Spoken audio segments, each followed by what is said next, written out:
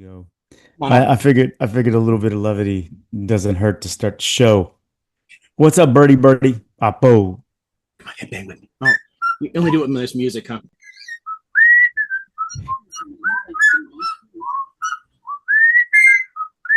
Are you isn't that the Andy Griffith show? He likes it. Hey, Kev, it's like the Andy Griffith. That's that's wild. Got a bird. All right, everybody, welcome to our 20th episode, I think, Liam, right? Today, yeah, right? Somewhere around there. 23rd, over 20. Let's just say we're over 20. Last couple of weeks, last week we missed, but we're back again with you this week. We've got a lot going on in the world, and today specifically, we're going to talk Iran. We're going to talk Israel. Some fallacy stories out there, and I do want to get into a little bit of the Ted Cruz Tucker Carlson interview. Oh, that'd be fun. Yeah, and I think there's quite a bit of satire in that interview. And I felt like Tucker Carlson was playing him like a fiddle. yeah, and it puts you in a really weird place where the neo-Nazi sounds more reasonable than the neocon, because Tucker is a terrible human being, and on this issue he's definitely better, and that's totally. I remember Tucker from Fox, and I didn't like him much, but I got to tell you, he embarrassed the hell out of Ted Dumbass Cruz. Oh yeah, I think we could say that, Ted Dumbass Cruz. Yeah. Why do I need to know the population? You mean you're toppling a government? You don't know the ethnic mix. You don't know the population, and you want us to believe that AIPAC is not an Israeli lobby that can sway the opinions of our government. Okay. All right. But I think most importantly, I think what people want to hear, and I want to get your take on it, because there's been a lot going on. Israel and Iran still continue to, go back and forth, with the U.S. indirectly supporting Israel, right? Obviously through weaponry and other intelligence, I assume, amongst other things. But they're going at it alone right now, and sure enough, I think Beersheba was hit yesterday, where soldiers were, and of course Israel is using hospitals as a command center. So wow, the notion of human shields. I mean, no one is using hospitals as command centers. It's just a nonsense talking point from the Israelis. I don't want to take credence by saying it's true the other way around or implying anything like that. It's just a hospital. Right. It just got hit. That sucks. But yeah. I mean, look, about those forever. Every accusation's a confession, I think, with the Israeli government, and I don't think they realized. And we'll start at this particular point. I didn't think they'd realize that Iran would respond in such a fashion. What are your thoughts, and where do you want to kick us off? I think the Israelis probably did expect them to respond, but they probably anticipated, and the U.S. is actually shooting down a lot of things that are coming in, which is okay. So to be fair, and to make this really clear for everybody who is worried about the U.S. getting involved in a war, when one side shoots at another and then you prevent the other side from shooting back, you have picked a side and you are involved in the war. We are directly involved in this war just by shooting down Iranian ordnance. But I think they expected that we'd be able to take out a lot more of them than we are. So one of the things that it's showing is, something we already well knew, that the Iranians had a large stockpile of ballistic missiles, and B, that some of them are pretty good. Like, their more advanced ones are consistently getting through. It's the older, slower ones that are getting shot down. Right. So both the Israelis and the U.S. are able to take out some of Iran's ordnance, but not all of it.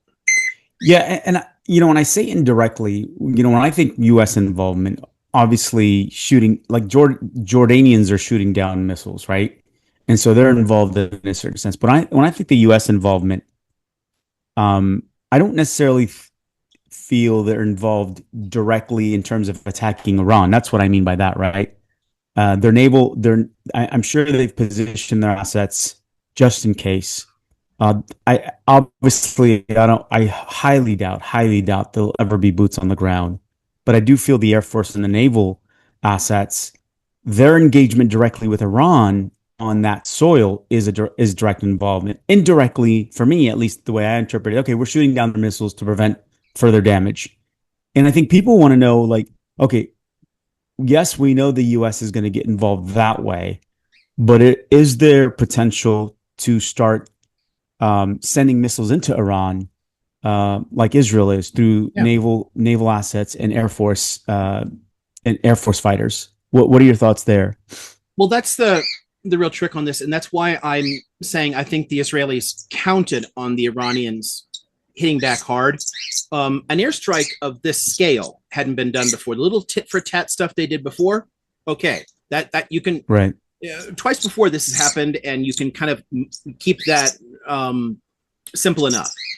But a strike on the scale the Israelis launched was going to lead to a significant response. And any significant response, what they're counting on is Americans seeing the damage in Israel and saying, oh my gosh, look at those poor rich white people whose houses are being destroyed. Now we should give a shit. And like, okay, yeah, so Right. apartment blocks in Israel now look like some of the ones in the Gaza Strip, but hello, we should have given a shit about that across the last, 600 days.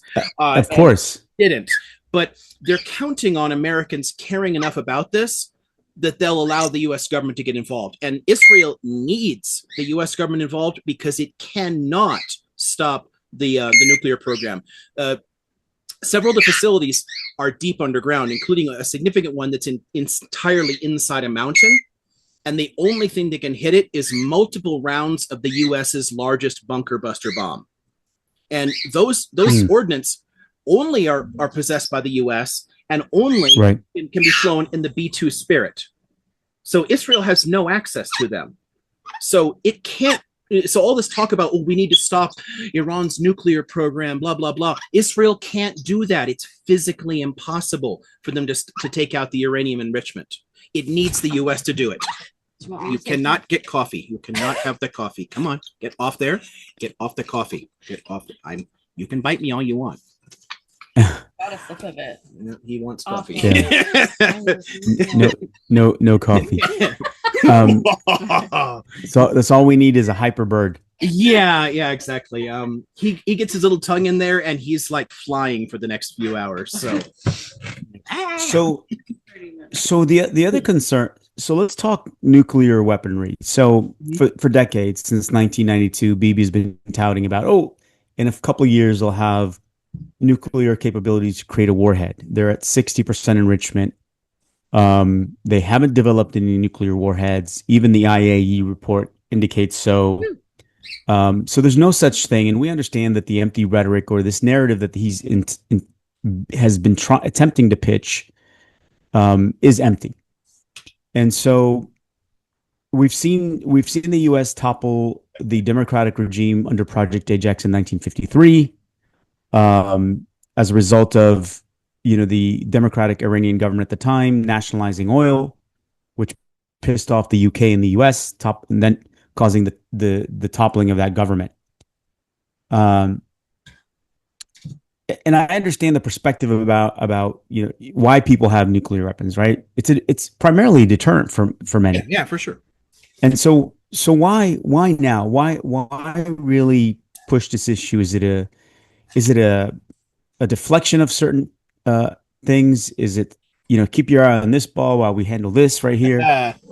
What is it they're attempting to do here that's really creating this false narrative this continued false narrative by the Israeli government, specifically, who I think is similar to Mussolini. Yeah, there's actually several things that you hit on there that I think we need to flesh out a little bit, but we'll have to do them a bit at a time. The question you ended on, let's start with the why now. And I think a lot of people can kind of guess that. There are a few factors. One is the growing unpopularity internationally of what they're doing to Palestinians. even though a lot of the moves that have happened so far in places like Europe are more symbolic than not, they are showing increasing intolerance, and the public in Europe is furious at their governments. So it's going to eventually push much more significant measures. And since nothing can actually change, I mean, they may stop bombing at some point in the Strip, but nothing will actually change because of the internal politics in Israel, where the West Bank and the Strip have to stay under Israeli control. Mm-hmm. And they're going to continue to deepen that control, which means that the more the world pays attention, the more complicated the situation gets for the Israelis.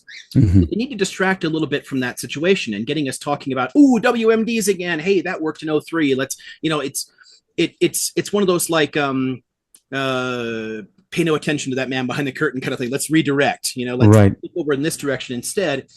And the other half of it is probably less obvious to people, and that's part of Israeli internal politics. Netanyahu's government is actually quite fragile, and has been since it came to power. There were multiple elections in a very short period of time because none of them could produce a stable majority in the Knesset. Finally, he did achieve a majority by putting together a coalition with the most extreme right-wing fringe parties, creating effectively a fascist government. In many ways a neo-Nazi government, counting some of the settler parties, because their ideology is horrifically racist. And he has to continue to please those elements to stay in power. Now, we can say on the one hand, Netanyahu falling, would that be a bad thing? It's hard to say, because given the way things have been playing out for decades here, and the way that even the current Gaza conflict has been playing out, and the Iran conflict, in both cases, 82% of Israeli Jews are behind their actions. Which means that if another election is held, we could very well get a worse figure than Netanyahu. Netanyahu is still, at least, has elements of realpolitik in his thinking, and even though he comes from an explicitly fascistic party, but a lot of the elements in his government are considerably worse. Their polling support has been going up, not down. So he's trying to hold it together both for his own reasons, criminal investigations, everything else, power, crap. Like he wants to stay in power, all that kind of crap. It's evil self-preservation. Honestly, it is in some ways advantageous to the U.S. and to other players to keep him in power, because the situation could be worse if it falls, and we don't really know what that'll look like. So he's trying to appease his internal base, and he's doing it in two ways. One, by picking at another big enemy that they all hate, and two, because again it distracts from the seizure of land in the Strip and the West Bank. And that's the goal here. It's always like, look over there, and then they steal more land. Look over there. It's like incremental, a little bit at a time. So that's the why is driven largely by internal politics. And so, I think about outcome for the Palestinians in Gaza, and we'll come to that in a moment. Like, this is never ending until the U.S., and we've talked about this, until they put their, until they say, okay, enough's enough, no more aid. But going back to, the enrichment that Iran has been engaged in for decades. As I stated earlier, the IAE has established they have not created enough enrichment to build warheads. I'm not sure who I forget the name of the individual who just resigned that said Iran is not closer today than they were decades ago to establishing nuclear warheads from the U.S. I have to pull up his name again. Unless you know it off the top of my head, it was an ambassador of some sort. No, I can't recall off the top of my head. No. And so, what is Iran? Do you think? They were a couple of days before meeting with Trump regarding their peace deal. The only thing that the IAEA has said about Iran is their reluctance to create kind of a open door policy for inspection. How long do you think Iran can hold this up? And is there diplomatic discussions happening behind the scenes to say, all right, enough's enough between the two of you bullies? So perspective on that. And I know that was a bit long-winded. No, it. Okay, the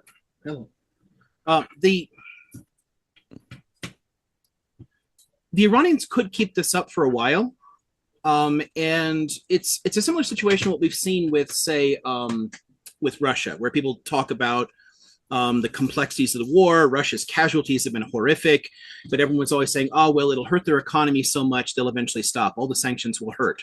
Well, Right. quite honestly, the Russian economy has gotten stronger, and this is one of the issues you always run into with military spending and the way that works. I mean, like when governments can inject significant amounts of liquidity into industry, it puts people to work. It stimulates a lot of the local economy. It means you don't have to care as much about foreign investment and everything else. Sure. It's ultimately why, hey, the U.S. got out of the Great Depression because of World War II. Right. Realistically, it was a lot of the spending in the New Deal was already doing it, but the spending went up because of the war. Right. Finished it off. It's similar there. If you have a situation like that where you're cut off significantly, and Iran does have good trade relations with significant parts of the world, Yeah. but it's driven a lot more by its internal economy than not, because it's been isolated by the U.S. It's similar to like the situation in Cuba, right? Mm-hmm. Like, Cuba has a lot of problems economically, but they've done all right. And Right. there's a lot of things that they managed to accomplish because A, there are other countries that trade with them, and B, it just forces more internal self-reliance. Right. Iran has a lot of that. It's one of the reasons that Iran, along with, say, Turkey, are the only, using Wallerstein's world system formulation, they're the only semi-peripheral countries in the Middle East. Mm.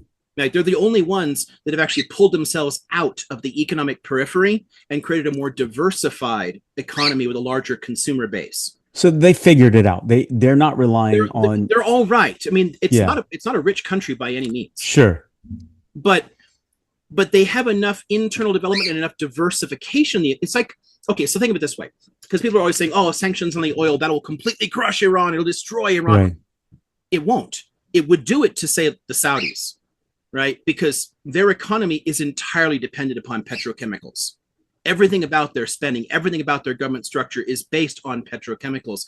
They're a peripheral economy. They're rich as hell. Right. They're a peripheral economy because they're not well developed. Iran has an extraordinarily diversified economy. The main reason it's still semi-peripheral is because it's overall poor.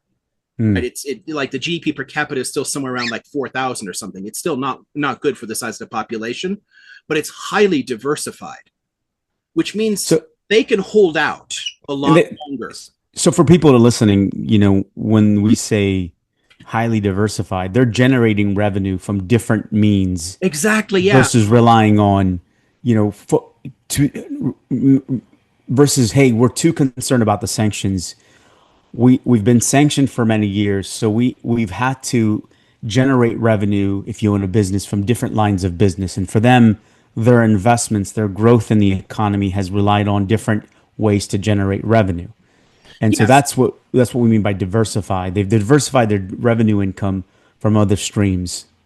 So for anybody who doesn't know the whole like core periphery, semi-periphery stuff there, there's a lot of factors. Some of it is based on how responsible the government is, right? So more peripheral economies tend to have much weaker institutions, so a weaker tax base, a larger black market, or mm-hmm. technically an informal economy. So it's not taxed. It needs loans to do things. It doesn't have enough internal resources to, say, build a road wherever it wants to. There's a lot of things that you need there. But in terms of trade, the main thing about the peripheral areas is that they're dependent upon some kind of either commodity extraction, mining, lumber, petrochemicals, something that they're pulling out in terms of natural resources, or labor. So that was like China's situation before it became semi-peripheral, was it exported its labor to the world, not raw materials. But you're dependent upon one sector to generate significant revenue. When you manage to invest in other areas and diversify economically, such that you're not fully dependent upon that. Iran's economy is not dependent upon petrochemicals in the same way that, say, Saudis is, or Iraq's is. Absolutely. So they produce about 11% of, I think, the petroleum in the world through the Strait of Hormuz, and that's where it's funneled, right? Well, a lot of it's, but it's not all their production because that's also Iraq's, Kuwait's, Qatar's. It just means a ton of the world's oil passes through territory that goes by Iran. Got it. Got it. But it's not. But Iran's actual contribution to oil is much lower. And so it's good to call that out because people often think, well, you know, sanctions, like you said earlier, can be a derailer or a pitfall for economies, and so they have some longevity in this conflict. They're not too concerned about, um, um, and I'm lost for words on this one. They're not too concerned about losing it out because of the cost involved in this conflict. Yeah, not as much. The Yeah, sanctions, any kind of hit like that, and even a short term hit in oil exports is not going to hurt them as much. In fact, they have in their toolkit the possibility of closing the straits. You mentioned the Straits of Hormuz, right? If right. they blockade that, you know, in the same way that I don't know, take it back to like the '67 conflict and earlier when like Egypt closed the Straits of Tiran, right? When you have a narrow waterway and a country can shoot across the entire length of it, you can say, okay, no ships go through without our permission.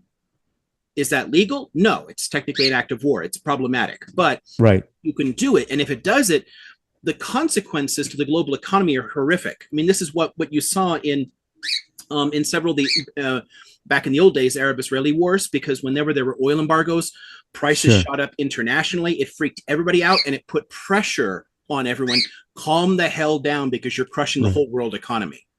And Iran can survive not exporting oil a lot longer than the world can survive without the oil that flows out of the Gulf. that was my next point. There could be, if there was a block on the Strait of Hormuz because of the contributions of oil through that, Mhm. there could be an impact on the cost of petroleum. Is that Yeah, the cost it already spiked a little bit, came back down a little bit, then went up a little bit. But the analysts are already saying that it could easily hit $100 a barrel yeah, without anything like that. If they close the straits, it'll be higher. sure. And So buy oil, everybody. And Go, the go ahead. key thing there is, and people often think, oh, that immediately affects us or whatever. A lot of this is indirect, and people don't really understand just how interconnected our economies are. Most of the oil that's flowing out of the Gulf doesn't come here. It goes to China, it goes to Japan, it goes to Europe.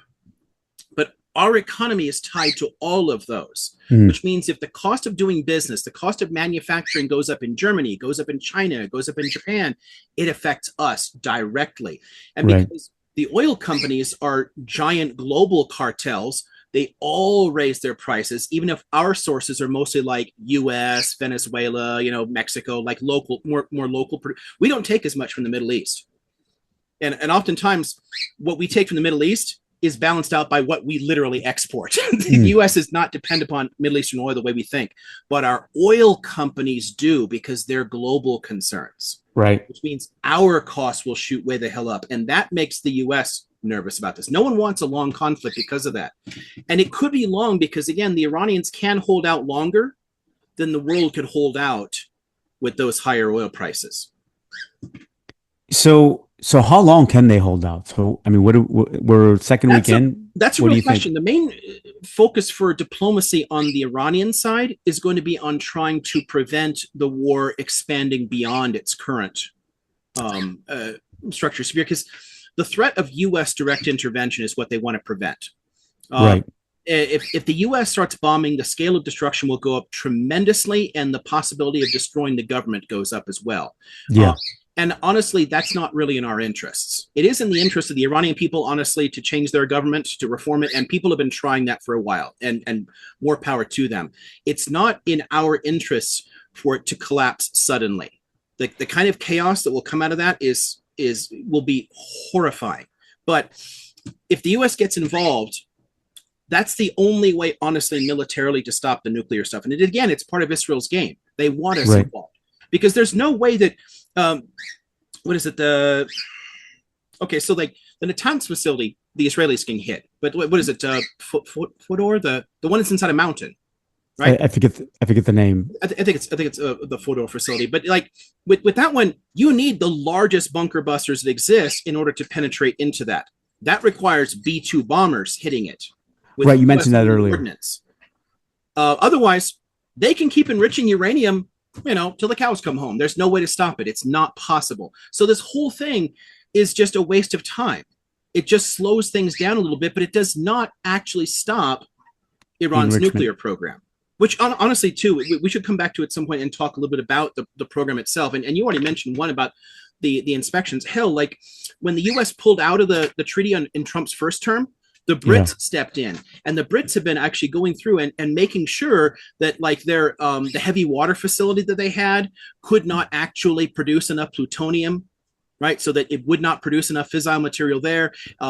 And the only reason that they started cycling back up uranium enrichment was because we walked out of that treaty. They had stopped. They had I recall down massively the uranium enrichment under that treaty. Trump pulled out and they said, well, fuck it. We're going to start making more uranium then.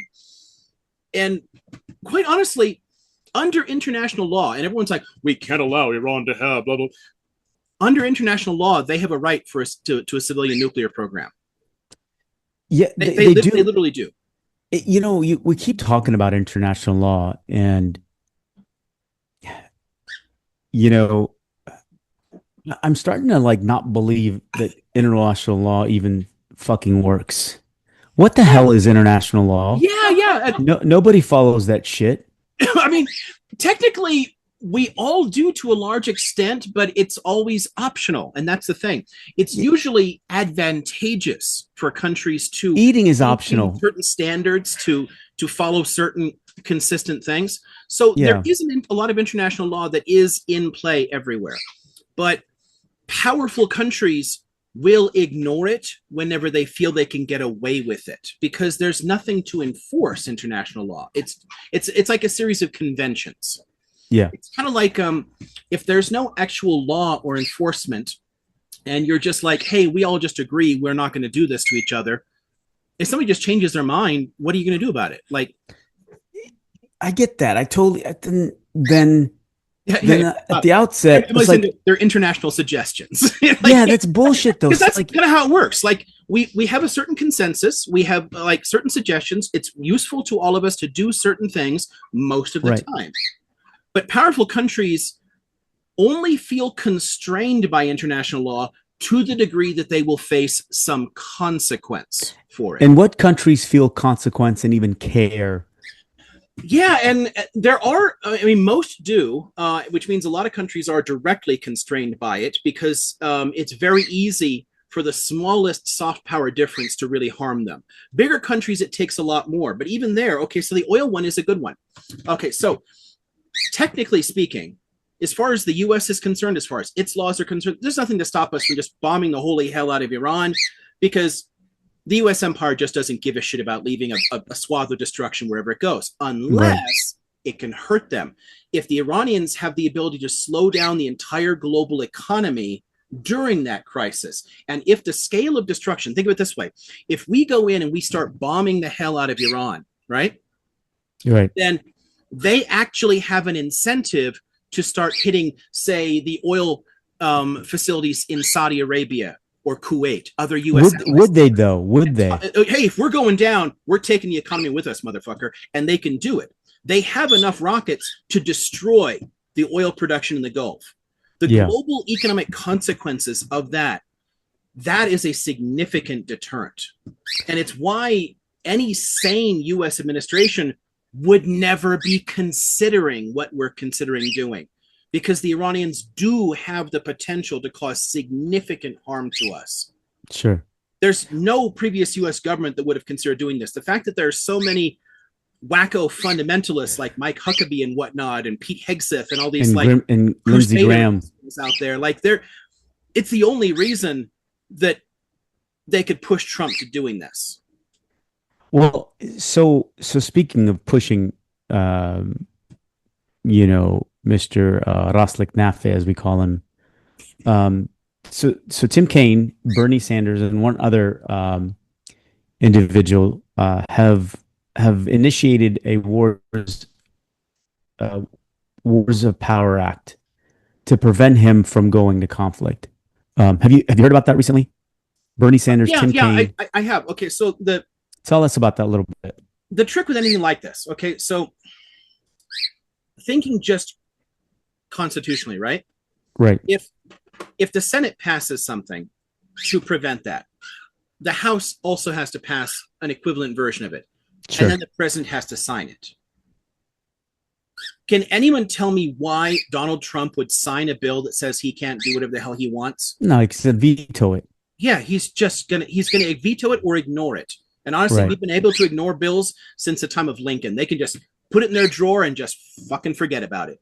Like it will not become law. So what people like Sanders are doing, and in some ways more power to them, they're trying to raise awareness of the severity of the problem and say, hey, presidents shouldn't have the ability to do this shit. But the simple fact is, they gave him this power decades ago. Yep. And they can't take it back unless a president is willing to sign this. So whenever they've had a Democratic president in there, if Democrats really gave a shit about stopping U.S. imperialism, they would pass a fucking law while a Democrat is there and will sign it. They don't. It never happens. I agree with you. It's like the Roe v. Wade stuff. They want to campaign on it, but they won't pass a law when they have the chance to do it. The imperialism is similar. A lot of Democrats will talk a good talk on this, but whenever they have power, they don't take the power from themselves, which means they leave the power for a Republican. I find it hilarious that people work hard to create laws, pass them through the House and the Senate, and if the president doesn't agree, he can veto the damn thing. Yeah. Like, why give him so? And I get it was given to the presidency decades ago. If there were a few changes I would make, one is the age limit on presidents. At 60, no more than 67, you're done, right? The others, don't leave everything in the hands of a lunatic. If you have votes that have been facilitated by the Senate and the House, the president should not be the end all be all. Right. We're putting all our eggs in one basket, basically. Right. Oh, the president can sign the bill or veto. Well, if he's not in favor, especially in the Wars of Powers Act, I don't need to do this. I have all the power. Mm-hmm. That to me doesn't feel very democratic. It's not. No. Right? So what the hell? So that said, I won't belabor that issue because I'm not here to change that policy or that law. But I find it funny. I'm like, and here's why I bring this up. So I'm working with a friend of mine on the citizenship exam. I'm helping them out through tutoring. And so I think questions 33, 34 are about the bills or the veto of the bill. So who passes the bill, right? Who votes on the bill and who can sign the bill? Well, the president can sign the bill, but the president can also veto with the bill, right? It's like, right. It's too much power in one person's hands. And so let's go back to, Aaron, you want to talk more about the nuclear. Just structurally, because honestly, more Americans should know about this stuff and care about it. And they should understand how much of this just has nothing to do with the current governments or even the last few. These are very long-term problems. The veto, when it was written for the Constitution, was intended to be only used by a president when a law was somehow clearly problematic constitutionally, because originally the Supreme Court didn't make those decisions. It's only with Marbury versus Madison decision that they gave themselves the ability to overturn any law that they thought was unconstitutional. That wasn't actually written in the document. That's an interpretation of it. Originally, the president had that responsibility.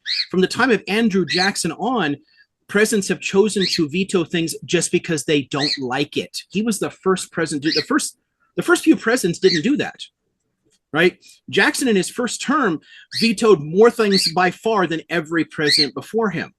And since then, they've just done it on policy basis. So they don't like, I don't like it. Fuck it. I'm not going to sign it. And they just don't.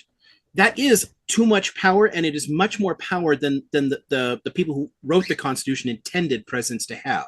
They did not expect the kind of people as president that we have in, say, like Andrew Jackson or Donald Trump. They didn't anticipate that. So, and I know you're absolutely right. I think at some point, your lifetime, my lifetime, some of these policies need to change because people change. There are good people out there, and there are Donald Trumps. Um, uh, so Yeah, when there are, and this is the okay. It's something we should probably come back to another day, but just to to simply note there, as far as changing things like that, we don't have a lot of ability to do so. yeah, The Constitution can be amended, but it's a difficult and arduous process, mm, and yep, it's hard to push it through with opposition by the government itself. The only real way to change some of these flaws is to toss the Constitution and start over, which is yeah, either a constitutional convention or a revolution. And yeah, in both cases, the current social structure, economic structure, and political structure of the US, we would end up with something worse, honestly. Other places have changed their constitutions regularly, or they have a flexible system that continually evolves. So, like Britain's is continually evolving and not formally written. France just rewrites their constitution. Like countries change constantly. We're stuck with one. From, I mean, we're stuck with one from what, 1789? I mean, come on, it's yeah. Because I mean, at some point, look, it's like teaching a certain set of curriculum, and you have to evolve and keep that curriculum relevant. yeah, When they created the Constitution in that period, 1789, um, I I don't think they realized what would happen over the next couple hundred years, right? no, But who could. And honestly, no one can. the framers intended one of two things, depending on the person. Many of them expected continual revision and amendments and alterations to it. And in fact, Right, just to get it passed in the first place, they had to amend it 10 times. They proposed 12, but 10 got through, and that created what we call the Bill of Rights. right, But they expected that would continue and quite rapidly, that people would keep changing it there. Others, people like Jefferson, thought that we would just have revolutions regularly and create new constitutions, that no one would tolerate the same corrupt government over time, that whenever it got more and more distant from the people and gained more power, that it would be changed. And this is a helpful thing to keep in mind, because for all of their manifold flaws, I mean, these are fairly aristocratic people, often slave owners. I mean, there's some terrible people there, but they right, did have in mind the idea that government should be weak, that the people ultimately should be able to determine the structure of government and change it regularly. The framers did not want a military. They did not want a standing army. There was significant opposition to creating any kind of standing army. And when we did start creating things like the Navy and whatnot, an army, they right. were very small. All the way up until World War I, the US was ranked 17th in the world as a military power. Romania and Portugal had larger militaries than the US, all the way up until World War I. And that's largely because the Constitution and the traditions that started this country were opposed to it, because the more power you give the government, the more power it will take. Right. And once you give it that power, how do you get it back? One of the main reasons they wanted to keep a weak military here was to let people exercise direct influence over government, either by pressuring them to change and pass amendments and whatnot there, or Right. hell, in Jefferson's terms, just overthrow it. But whether you're talking about Madison or Jefferson, they both expected the people should maintain more power than the government itself.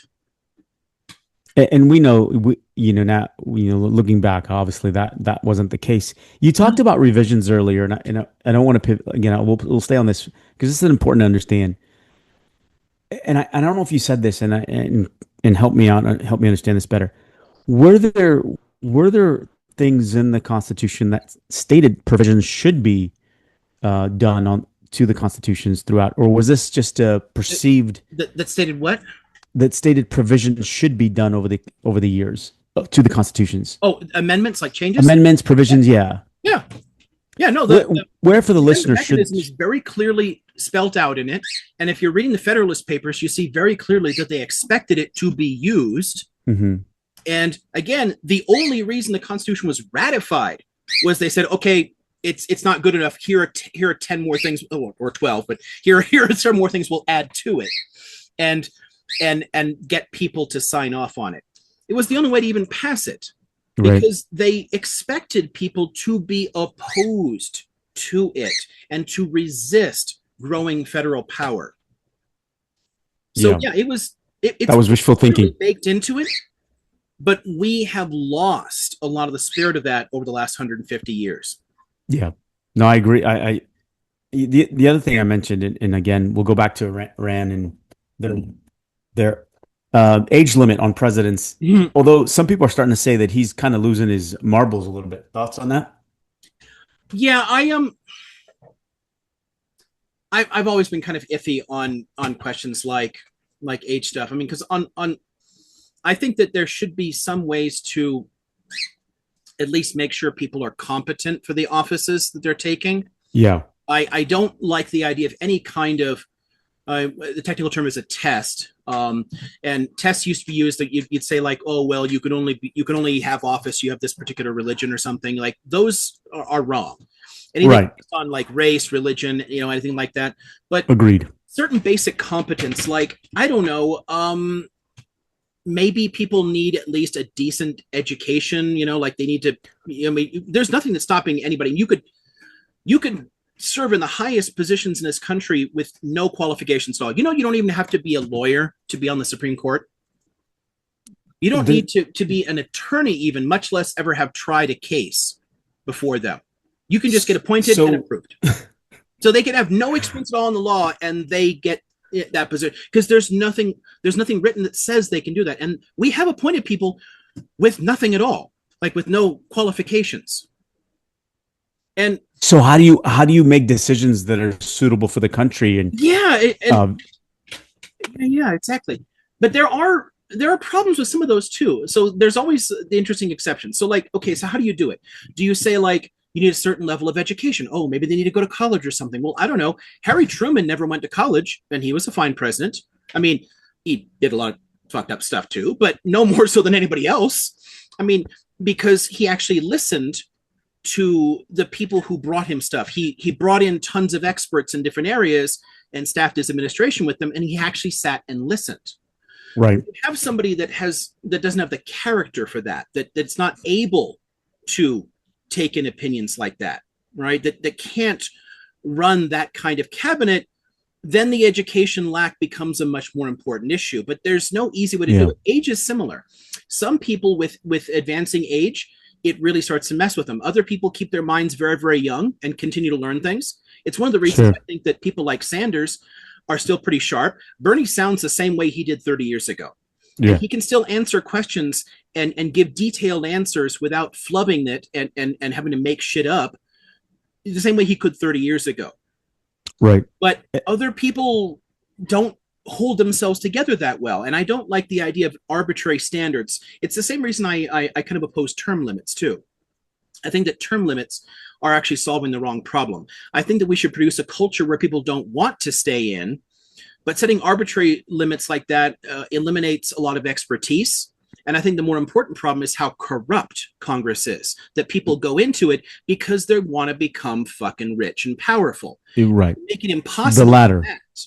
Then all you're doing is like keeping out people who want to be like public servants who really want to help. If they're not doing it and they can't get rich on it and they can't, take some cool lobbying job or some shit, if they're not taking in money from lobbyists, then I don't care if somebody's in Congress for 30 years because they're probably there because they actually want to do something for the country. Yeah, I want to take a step back. You said a couple of things. Truman's lack of education, but was an effective president to a certain extent. I think those situations are anomalies. And I don't mean like having a 4-year degree is going to make you the smartest person in the world. Oh, no. I always feel undergrad degree is just demonstrating a little bit of your discipline, right? Your ability to finish 4 or 5 years, do the homework, and get beyond some of the requirements higher education has. The other piece I feel is important to consider, especially if you don't have the natural skill set or the leadership qualities Yeah. that can transition you from one role to the next. You need that time and experience to develop those leadership skills where you're able to listen versus always want to guide the conversation. I think one story that comes to mind that reminds me of this is Nelson Mandela when asked about ways of leadership and why he often listened versus speaking. And he recalls a story he had with his father where he went to a meeting and his father and he sat in the back and went with his father and he observed his father just listening the entire time and not really engaging in the conversation until the end, when he gathered all the opinions of those in that circle. Right. Because obviously, if you're speaking first as a leader, you're going to have some influence. And I think through experiences, you develop that skill set. Because not every leader comes from a place of curiosity. Not every leader knows how to lead people, or they can be called leaders, but doesn't necessarily mean they can lead people. And I think unless you have that natural ability, education helps you through that. Experiences through different parts of the government help you get through that. Because you have mentors, you have coaches that help guide you through the processes of difficult moments, such as conflict resolutions, how to lead different personalities through situational leadership. But if you've always been in a mindset of I'm going to lead, not listen, and again, I don't know the nuances of the conversations with any of the presidents. I'm just speaking out loud. I think what I'm saying is paving the road for some sort of parameters. You have to have this if you have not demonstrated the ability to lead a group of people. Like today, let's just use corporate America, right? When I started working and I use this because it resonates with me more because I was in the industry for 29 years. When I joined this last company before I left them, when I got there, people were getting promoted because they were producing numbers. It wasn't their ability to coach and lead a group, and so their longevity in that role was very short. And you produce, you get promoted. You produce, you get promoted. It had rarely anything to do with how effective you were as a leader, your ability to communicate and write well, your ability to build relationships, broaden your network. Those were rare characters that people were looking for. Hey, can you produce? Oh, great. Then you can manage 300 people. What the hell are you thinking? And then when they got to those mid to senior roles, they struggled. It was difficult. Yeah. And Yeah. The so expression I've heard for that is that corporate America likes to promote people to their level of incompetence. Because it picks out a particular metric for promotion, but maybe it's not the best one. And honestly, this is true in tons of areas. It's still like we have a 19th century structure in academia where your promotion is based upon publication, even if no one reads what you publish, even if what you publish is absolute garbage that no one likes, your promotion is based on that. If you are just a superb educator, if you write good classes, it does not matter. It has zero impact on your promotion as an educator, which means oftentimes the top rated professors are really shitty at actually teaching anything. I remember that in undergrad. I had a professor, I forget what the class was. The entire semester he was on sabbatical.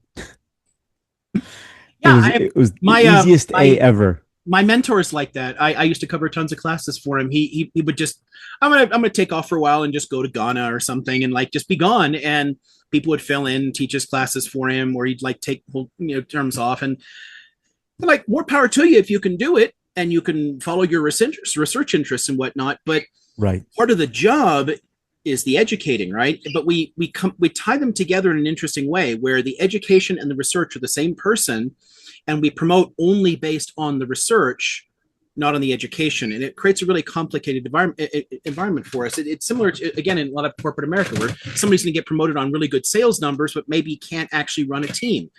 So the key here, and it takes us back to a point I wanted to make about the qualifications part, right? Yeah. Because what we're really talking about is character. Yeah.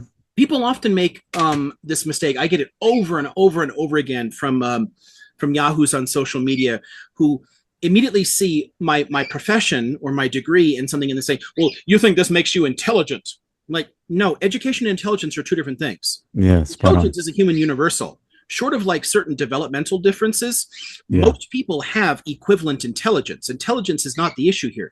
It's how you develop intelligence, how you cultivate it, learning how to deal with people, developing the social intelligence, emotional intelligence, learning how to manage your own life and discipline yourself. And then all the reasoning skill. So what I tell people is that what higher education is supposed to do is teach you how to reason well.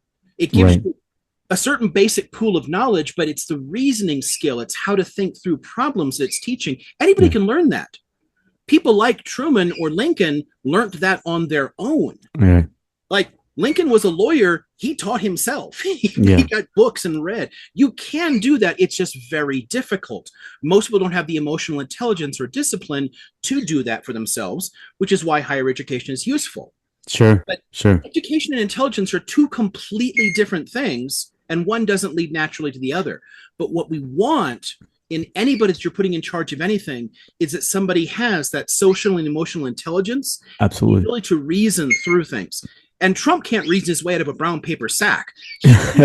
Like whatever the last person who talked to him, and honestly, it astonishes me the way that some of his character parallels, and I hate that people are often making these kind of comparisons, but in some ways they're apt. He's a lot like Hitler in some ways, because Hitler also listened to the last person in the room and said, yeah, that's it, do that. And then the next person comes in and proposes a completely different thing. And he's like, yeah, do that. And then lets people compete amongst themselves and duke it out. Trump runs his administration the same way. Like it's just competition among people with no actual strategic direction. He talks like he knows what he's doing, but he's the same person who bragged about getting through college by cheating and like one of those C's get degrees kind of people. He doesn't give a shit. He never has. He just wants to feel like he's in charge. He wants the power. Yeah, I mean, but there's no actual guiding reason behind it. There's no strategic vision. There's nothing holding it all together other than a set of emotional considerations that represents a kind of coalition he built. Right. And then he just lets people duke it out and do whatever the hell they do. And then when things go bad, he just blames somebody, fires them, and then changes it over and nothing actually changes. There's no accountability for him. It's the same kind of completely hands-off sort of administration that, I mean, it doesn't work. It's incredibly inept. And it's one of the reasons that, to take us back to Iran, we can get involved here in a way that I don't think any previous administration would have seriously considered. Because of the consequences, the potential consequences for it. It's honestly only Iran's restraint that has kept things from getting much, much worse than they already are, because the simple fact that the Gulf Arab allies and the US are involved in this already means that they could be targeted. But the Iranians know that will topple the whole fucking world economy. That'll affect Japan and China and everywhere in Europe. Yeah. And China wouldn't get involved. And China's involvement, because people talk about, well, China might get involved if the U.S. gets involved. China doesn't want to impact the global economy because they know the impact. Right. And they care a lot more about the day-to-day business of things. And most of the time, this is one of the things that has held to the U.S. empire well enough. And honestly, it's one of the few things that, so God, anybody who knows me knows that I fucking despise Reagan. It's one of the reasons I got politically active in the first place. But Reagan at least was a tell me more about that. For all of his like weird conspiracy theories and incompetence and like trees creates pollution, whatever. But Reagan actually was a devotee of realpolitik. He actually would push back against things in order to maintain the status quo and not cause some massive disruption. They didn't want humongous wars. They didn't want the whole global economy to collapse. They always pull things back, just enough in order to prevent it spiraling totally out of control.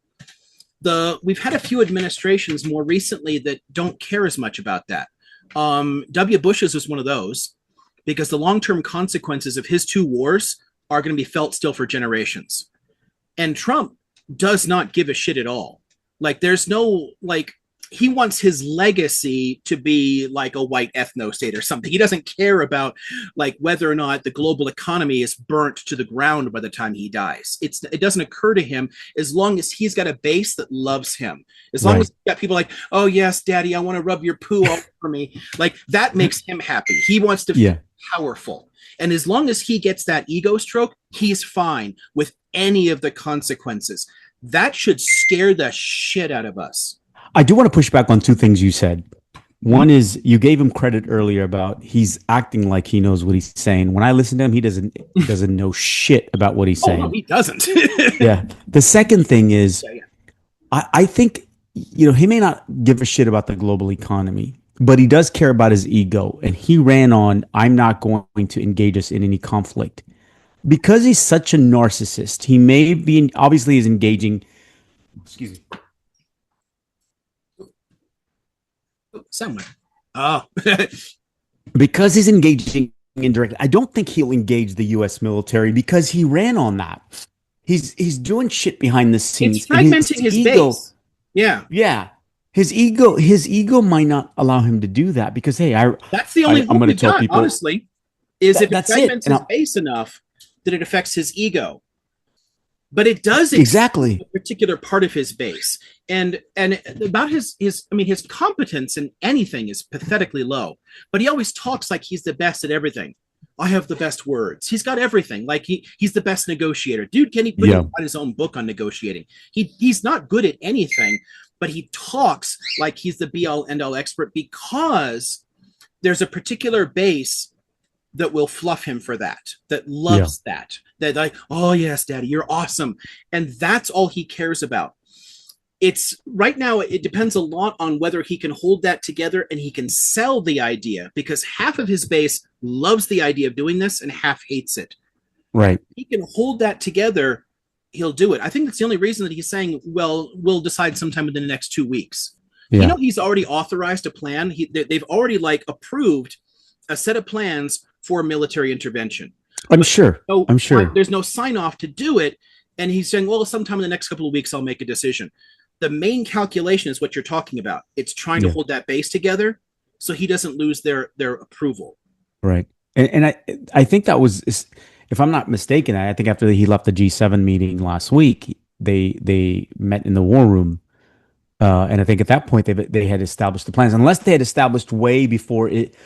Look, well, the Pentagon contingencies already, but it was presenting it all and getting things approved. Yeah, right. Because obviously they knew that Israel was going to strike. I have no doubt there. We had plenty of that. And even I would imagine that when they found out that Israel was going to strike, and prior to that, they had already established what their intervention, what the U.S.'s intervention would look like. In the Situation Room, and the fact that we would be intercepting missiles for sure. Honestly, to be clear too, it's not as simple as we approved. We would have to have agreed in advance with them to do it, and Trump has actually been encouraging it, and that's something also that no previous administration has done. Yeah. Because what he thinks, and this is something that comes from the kind of people who are advising him, the sort of cabinet that he really has, the idea here is that he thinks that if you hit them hard, they'll negotiate from a position of weakness. Right. They'll have to come to the table and like, oh, please don't destroy us completely. We'll dismantle our nuclear program and let your corporations do what they want, blah, blah, blah. Like they think that they can get them to submit fully because of the iron fist. Sure. The problem here is every previous administration has known that doesn't work in a situation like this. Iran is too large a country. It doesn't work that way. You can't push them around the way you could a country like, no offense to Jordan, like you can, because Jordan is dependent on foreign aid just to keep its budget together. Right. It's a small country. Iran is not. Yeah. And even the Iranians have said it. Look, we were willing to come to a peace deal. You allowed Israel to strike. And you think now we want to come back to the peace table or a peace deal? We're not the ones that initiated this, regardless of what your politicians are saying. And look, I remember in October of 2023, even Lindsey Graham, the first thing he said, and I don't know, I mean, it's been leading up to this. The first thing he said after he found out about October 7th is like, Well, we need to go after Iran because they're allowing their proxies to do this, and we need to destroy their oil refineries, and we need to destroy their nuclear plants. That was I don't know if you remember that interview. That was the first thing he said. I'm like, oh my God, it's obviously that's their target now, the US's target. But how long before they engage? And so this Right. is nothing new. That if anyone's listening to this, that they think in these last few months, because Israel's talking about striking Iran, that this has not been something that has been on the table through these lawmakers, especially Lindsey Graham, who's a freaking Yeah, lunatic. that's the interesting thing about the Trump phenomenon as a whole. And the main reason that Trump is by far the most popular Republican president since we started keeping polls at all. Um, because he combines every possible constituency for them. He's holding together that neocon strain that people like Graham represent, that Yeah, want to use the U.S. military in a very interventionist way around the world. But he also holds together an explicitly neo-fascist racist coalition that does not want US empire. It wants a very inward-looking isolationist, ethno-state kind of ideal. right. And as well as like and the wild card that falls in between them and often goes either direction is the evangelical vote. Because that far right evangelical vote, for them, an attack on Iran, it only brings them closer to Armageddon. Because Yeah, hey, yeah, what if there's a nuclear exchange? What if something really goes wrong? What if because honestly, they need war with the entire Muslim world because it's the only way to destroy the temple and try to destroy the Dome of the Rock and build a new temple and get Jesus to come back and everything else. It's if people I like laugh because I want to are come back to terrible. Tucker Carlson and Ted Cruz and Yeah. that point he made about the biblical Bruce is a reference. dominionist. I mean, Yeah, I went to Sunday school, and I remember in Sunday school, in the quote from the Bible, those who bless Israel will be blessed; those who curse Israel will be cursed. And so you're talking about the nation of Israel, yeah, the nation of Israel, the political state of Israel. He's like, yeah, that's what I learned. I'm like, so what verse is that in the Bible? Oh, I don't know. He goes, it's in Genesis, and he totally destroyed him. This is the mentality and the stupidity of these politicians. And I've heard that quote many times, not only I've actually had people in my comments say, if you're blessing Israel, you'll be blessed if you curse Israel. I'm like, not the political state.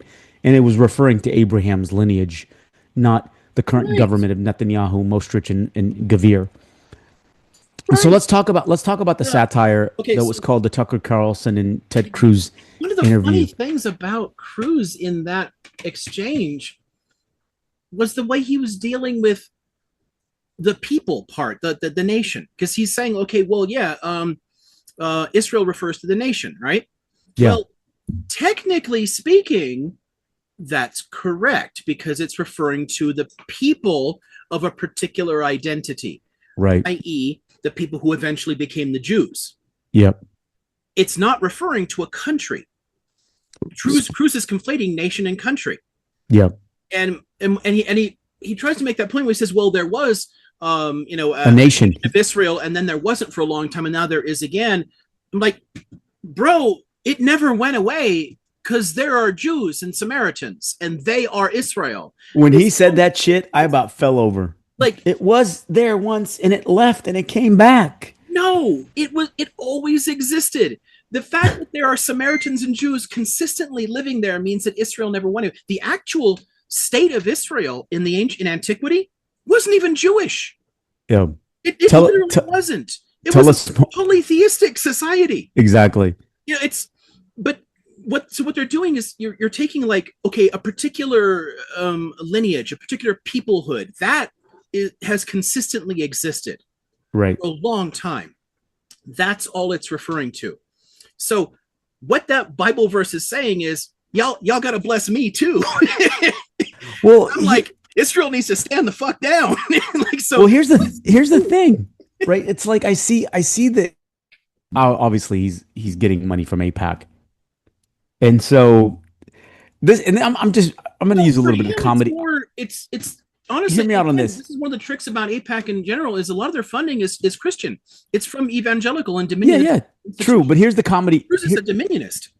Here's how I see this unfolding. So Liam, I'm gonna use you as my example here. So, Liam, I'm from APAC, and we want to donate to your cause. We'll give you. It's a tiered amount, Liam. We have four different tiers. Tier one is this many talking points. That's that's the lowest tier on the totem pole. Tier two, about 5 pages of talking points, and we'll give you, 100,000. Tier three is 300,000. That's kind of the silver of the talking points. Now, tier four, Liam, we'll give you $1 million a year for your campaign. There's a key phrase in there that we really want you to use. It's important, very imperative, and it's the swaying narrative that will convince people that Israel should exist. And that is that we're God's chosen people, right? And if you must say this regularly for $1 million a year. This is how APAC is delivering their message. That if you bless Israel, you will be blessed. And if you curse Israel, you will be cursed. Therefore, Liam, the $1 million is a blessing to you. And so as an APAC representative, I suggest you go for the top tier talking points. It's about 30 pages, but the common phrase will be on every page. What are your thoughts, Liam? And that's how I see that shit unfolding. And so, should I go do some research on the biblical verse? Should I dive into anything that y'all are saying, or just take the million and run? For the most of these people, it's just money. Exactly. But one of the points I like to bring up with people when we're, especially in courses where we're dealing with like a lot of the political philosophy stuff here, right? Yeah. The key thing around this kind of money influence is we can talk about this in two distinct ways. There is a significant amount of money in our government that should not be there. To be fair, APAC's money is not foreign. It is from Americans. That's how the lobbies work, but it is from tons of American Christian and Jewish sources. They're all pouring that in. Right. But APAC is like tons of other lobbies. And we have a bazillion lobbies, and all of the money-based ones that are doing what you're saying, and they're all doing that. Like the whole ALEC thing, the American Legislative Exchange Council, they literally fucking writing legislation and like, here, it changed 2 or 3 words, it's fine, or like, don't change anything, just do this and we'll give you X amount of money. Like, most of our legislation is written by lobbyists now that are bribing the people in power. APAC is part of a larger ecosystem of money corrupting our politics, and it is a significant problem.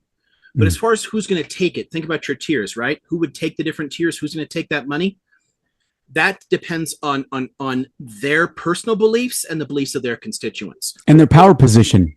Because if somebody says, hey, Liam, I'll offer you $1 million for you to run to Congress if you say, like, corporate capitalism is great and, Israel is God's chosen country and like do all this stuff. And I'm going to be like, no, I'd rather lose. Right. Because I don't share those beliefs, and the kind of people who would support me don't share those kind of beliefs. So I couldn't do it. Cruz does, because he's a dominionist and because he has an evangelical base. He can take that money because it aligns with him. So it's not just the money, it's also the people taking it, but the two feed together. If you were to stop that money, if you were to ban the bribing of legislators completely in this country, right, then it wouldn't matter as much, and they would have to actually convince people of their beliefs, period. And most of the time we could just be like, hey, that sounds stupid because you don't have like millions of dollars to brainwash me with TV ads or something.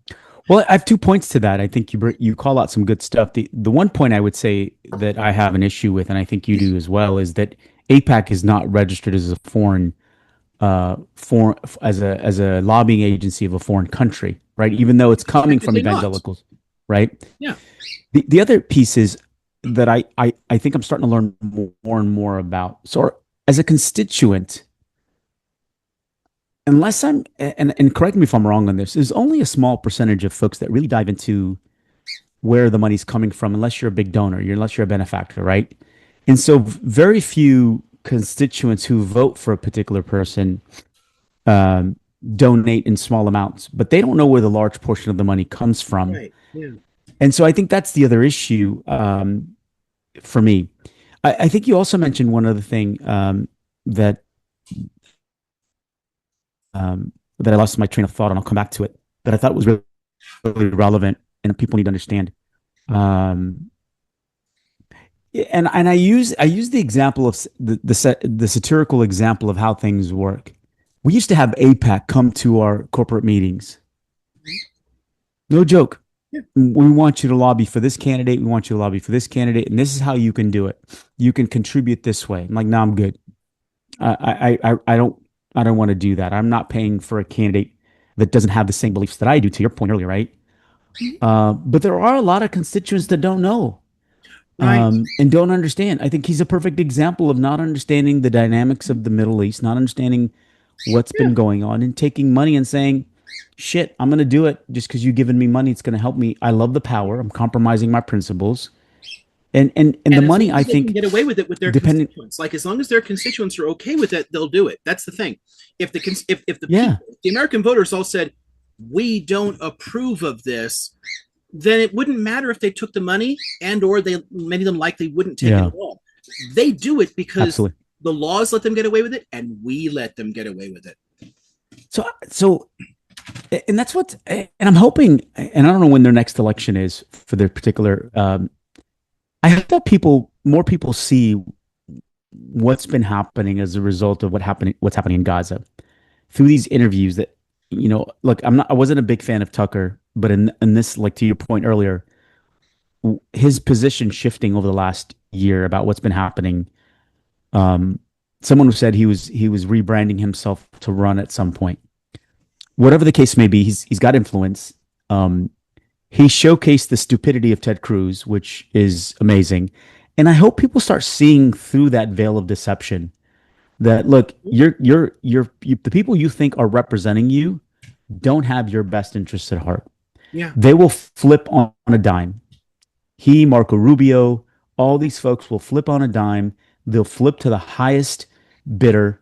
And that's the reality. Rarely do you have someone in those type of power positions that have the best interest of their constituents. Oh God, yeah, very few do. Very few, very few. It's we don't really understand enough about how our system even works. I mean, representatives don't actually have to care about what we think. They just have to get enough of us to vote for them. And Yeah. many times people will vote for them based on one issue alone, or because the other candidate is worse, or like anything like that. They honestly, once they have that power, they don't have to give a shit.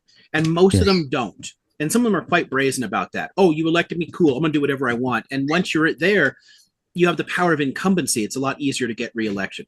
So It's interesting. I try to meet with our local representative, um, and we were close to meeting face to face about what's happening in Gaza. But then I had a family emergency I had to take care of, and I sent him another note via the website. Never heard back, and so I'm going to reach out again. His office is right down the street from my house, by the way, very close. Ted Lieu. Yeah, I'm not sure if you. Yeah, Yeah. I know. Um, uh, Ted is one of the few people who actually endorsed my campaign when I ran. Yeah, so I know I met Ted Lieu when I was lobbying for the banks in Sacramento. At the time, it was for digital migration, but I've tried to reach out to his office a couple of times, and he just won't follow up. He's got admins that just like if I don't have anything of value, at least they don't think, then I get no call back. I just got to walk up the street because it's right up the street from the mixed martial arts school. I just got to walk up and introduce myself. Um, and so I think it's incumbent upon us to meet with these representatives to talk about the impact their decisions have, whether locally, whether it pertains to foreign policy. I just feel like people don't do enough of that. We don't. And you talked about this quite a bit. We have to get more involved as citizens to make the change that we're looking to change. Because it's funny, I heard a quote the other day. Life is not a remote. You have to get up and change it. Yeah, yeah. And so that resonated with me quite a bit, right? Life is not a remote. You have to get up and change it yourself. But we got so comfortable just living with the status quo, Yeah. right? Oh, So I'll pause there to There- get your there thoughts. are, We have about 10 minutes left. yeah, I was gonna say you have something to get to. So there are a couple of quick points I want to get to back to about Iran. Yeah, But go for it. post that one, I want to make one quick point about something you really can do in your area to get Ted's attention. Yeah, please. I'd love to hear it. Because he is responsive to groundswell type stuff, to pressure from people. put together a petition, and I can show you how this kind of stuff works, that you can go around and talk to your neighbors just a little bit at a time, go around, go door to door, chat with people, get them to sign off on something there. You're putting together a petition that shows his constituents feel X way about the issue. And then when you call the office, you say, hi, I've talked to 2,000 of my neighbors and they've all signed off on this, and we care. And you can even go specifically to the people who are his voters. Like I can show you how to access the voter registry, and you can see the addresses of Democratic voters in your area. Go to their houses, talk to them, get them to sign off. When you tell them a bunch of Ted's constituents all feel the same way, they'll meet with you. Okay. This is how lobbying is supposed to work, and how lobbying was designed to work when this country was founded. It's right. You're meeting people with like, here are the ideas from your constituents. This is what we care about. And they're like, oh, cool. Thank you for letting me know. And I can take that in. It wasn't supposed to be like, here's some cash. Right. No, I love that. Thank you. Send it to me, because let's talk about that offline here, because there's a very easy way to do this, and you can gather volunteers. Like, you write up like some basic talking points, go door to door. It's the same way, like it's just basic canvassing techniques. You go around, you collect enough of those signatures of his constituents, and damn sure that he's going to meet with you. The other thing I wanted to talk to you about, maybe offline, and then you can get to your peers. Let's say I wanted to run. What are the steps to? I've got a ton of books on that. I know a ton of people in this. Absolutely. Let's talk about that. But I do want you to kind of wrap us up. We have about 7 minutes. I know you have some things you want to go back to. So I want to give you that time. The Iran issue. There's, on the basic nuclear question, I want to make a point here, and it's something that, quite honestly, I wrote a paper on this 20 years ago in graduate school. Right, reviewing media coverage of Iran's nuclear program then. And again, this is 2 decades ago. And the way it's written is intentionally misleading and grounded in imperialism.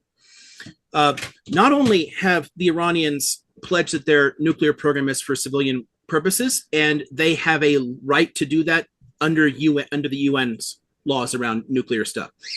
Not only that, but the Supreme Leader has issued a formal ruling that atomic weapons are unacceptable in their interpretation of Islam. So for 12er Shias, nuclear bombs are haram. They're evil weapons, because the Quran talks about the way that violence is visited on civilians, where it's unjustifiable. You can't do collective punishment. You can't like hit huge numbers of people with something. It has to be like proportional. Nukes are indiscriminate. Right. So they have, even from their conservative religious standpoint, you can make an argument that they never wanted one. The other side of that, though, is there's a strategic logic for them having one. And that's the sad part about that. And the way to prevent that, there's an easy way, a very easy way to prevent Iran from ever having a nuclear weapon. And that is to back the fuck off of them and stop threatening them all the time. The reason North Korea went nuclear is because of the constant threats, because of the U.S. military presence in South Korea, because of the constant provocations and threats to topple their government by force. And they're like, okay, cool. If we can nuke Seoul, you'll never do it. And next thing you know, we've never talked about it again. There's no way anyone's going to talk about invading North Korea, because they could lob a nuke at Tokyo. Right. Like, so they're safe. Now, does that mean nukes are a good thing? No. I've been for nuclear disarmament my whole life. Like, nukes are terrible for everybody, but it's hypocritical to say Britain can have nukes, and then Britain can say we don't think Iran should have nukes. Right. Because that is straight up imperialism. There is nothing that says the Iranians are less capable or more irrational than London is. If London can have a nuke, then Tehran should have a nuke. So the way to get them to not do it is to A, stop threatening them with invasions and bombings, and B, work toward nuclear disarmament. Yeah. But as long as we maintain this posture that says we're the good guys and we are the ones who have all the power, right, then people are going to think that they should have them. Well, I think the other, you bring up some great points, because to me the word deterrent for folks that are trying to, that were attempting to threaten North Korea, right? Yeah. You look at what happened historically to Gaddafi. You look at what happened to Saddam Hussein. right? These are all folks that didn't have nuclear Why do you capabilities. think they had nuclear programs? Exactly. That's And why they did it. so, It's why apartheid South Africa did it. It's why Israel did it. It's why India and Pakistan did it. It's to deter yeah, military threats. yeah. And look, so you have yeah, exactly, because you have Russia who has nuclear capabilities. Mhm. And we were talking about this just to kind of tie it all together. So Russia has dead hand in case there's a topplement of the government. That's a quick deterrent. So if we're completely going to be destroyed, there's an automated system that's going to launch our nuclear missiles. And then you have the Samson option with Israel. Yep. I don't know what the UK and the US has, The but US has actually never pledged that they won't do first use, unlike the Soviets and other powers. The US has always maintained the right to launch nukes even against non nuclear states. That should terrify people too. It's one of the reasons that nuclear proliferation happened. yeah, We have a nuclear planet, and oh God, it takes us back to Truman. I was saying Truman is good in some areas. His atomic diplomacy, he created that bomb it was terrible. to threaten the rest of the world. Yeah. And Well, it remember, created a logic of proliferation. And we've never backed away from that. It's driven by US policy. If we backed off from people and stopped threatening them, there yeah, would be no reason for countries like Iran to go nuclear. So, A, they're saying consistently that they don't want it, and right. it's haram to do it. But B, they have a strategic reason to do it, and it's our fucking fault, not theirs. And we It, keep acting like it's just because they're crazy Muslims, they're gonna destroy Israel. Like, there's no reason for them to do. Israel has what, 400 nukes? There's no way in hell Tehran's nuking Jerusalem. no, It would never happen. It's impossible. There's no way in fuck. And again, Israel has submarines. The Germans gave them submarines capable of launching nuclear weapons. There's no way the Iranians can counter that. So no, there's it's a fake narrative. it takes us right back to the old Cold War deterrence logic. It Absolutely. means that Iran going nuclear is not actually a threat any more than any other country having Yeah, nukes is a threat. Nukes as a whole are problems, but they're right. a problem because we keep feeding that problem and creating it. We can Absolutely. stop that. But Iran going nuclear is not a threat to Israel or any other country. And I do want to make a last point about Truman. You mentioned him a couple of times in this discussion. Um, there was regret on Truman's behalf when he launched to Nagasaki and Hiroshima, right? Because he didn't realize the impact it would have. Well, No, yes. Was there any sort of remorse on his end? Because I don't know he understood the that's the full thing. capability of Not Oppenheimer's really. invention. The A lot of the scientists, sure, a lot of policymakers. In Hmm. fact, his Secretary of War said, "Okay, you've done it. We should turn over nuclear technology to the UN Security Council and then pass our own laws and say no one should have these weapons. They should never be used again because they were horrifying." His Got Secretary it. of War, Stinson, was very clear about that. Right. Truman said, "Fuck no. This is a Got it. monopoly of power. This is what lets us bully the Soviets. This is what lets us get our way in Europe." And we tried to use them to push to restructure power in the world economically and politically in our favor. And we figured it would be a decade or more before anybody could do it, and we would have restructured enough power that there's no way. It took the Soviets less than 4 years. Got it. It created a reason to proliferate the weapons. So it's deeply problematic. It's one of the Absolutely. worst parts of Truman's legacy by far.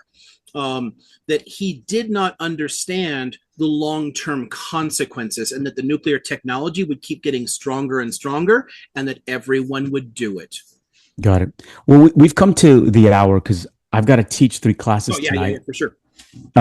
Dude, it was a great discussion today. I know we were kind of going back and forth, but I think meshes as the audience is listening. We're going to go Tuesday at 2 again for Yep, those that yep. are listening to us. This will be published Monday. Yeah, man, it's good seeing you. Good seeing Oppo, Emily.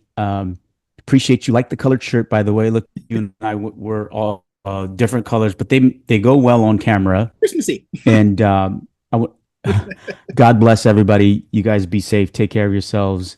Leah, man, good to see you as always. Always learning new things from you. Can't wait to have you up on socials again. I know people miss you. I miss you coming up to my panels and just giving some insight. I haven't held book club this week because my sister's in town, but I'll be back next week. Take care of yourself, everybody. God bless. Peace out. Be good. Stay out of trouble. Yep. Have a good one, y'all.